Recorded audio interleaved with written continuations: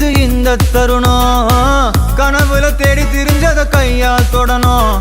எது நடந்ததோ அதை மறந்து நீ தொடரு பயணம். இனி இனி வரும் பொழுதுகள் தீராதே கொண்டாட்டம். ஏலோ புல்லேலோ ஏலேலோ புல்லேலோ ஏலோ ஏலோ ஏலேலோ புல்லேலோ ஏ